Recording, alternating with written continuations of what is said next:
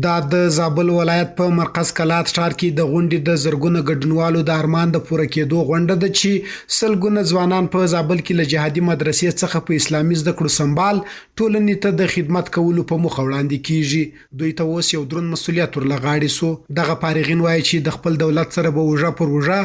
د وطن د آبادۍ لپاره کار کوي او هم ژمنه کوي چې د ټولنې د اصلاح لپاره به د توان تر حده خپل کوششونه جاري وساتي. په دې مدرسه کې موږ زیات خوشاله وو چې موږ ته د درس زمینه مساعده کړې وه له استادانو څخه له متممه څخه ناظمه څخه له ټولو څخه موږ زیات منندوی یو چې زموږ لپاره ډېر تکلیفونه کړي په دې مدرسه کې د درس زمینه یې راته مساعده کړې وه. نو له اسلامي امارت څخه موږ دا آرزو ده چې دا نظامي مدرسې دي ولسوالیو ته هم وغځوي. موږ د اسلامي امارت څخه دا غوښتنه ده چې دا خدمات نور هم زیات سي ولسوالیو ته دي سي ځکه د ولسوالیو خلک دا رقم ته دي چې تر داسې ځایو پر تر ډېر وخته رسیدګي نشي کولی. نو دا جهادي مدرسې نظامي مدرسې دي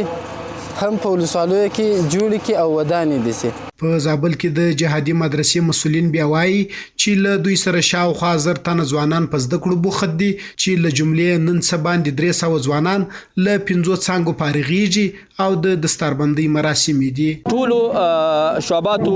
ټولو درجاتو څخه له مختلفو څانګو څخه تقریبا 308 تنه فارغین لرو. غوښتنه مو له وخت هم دا وه او دار عالم کوم عالم چې د ولس لپاره کار کوي د ټولنې لپاره کار کوي هغه کې یو ځل کې درد ولري احساس ولري درک ولري هغه عموما پر خپل ټولنه باندې پر خپل ولس باندې پر خپل عامو مسلمانانو باندې هله پر خپل کورنۍ باندې دا غوښتنه وي دا هغوی ته بار بار ټینګار وي پر هغوی باندې دا اصرار وي چې خپل بچان خپل کشران خپل هغه د کور کې کم وګړي چې په کار باندې نه مصروفه باید مدارسو ته راواستو. د غونډې نورو ویناوالو هم د دیني زده کړو پر ارزښت خبرې وکړې او د علم لاره د خلکو د خدمت لپاره اساسي موخه وبلل.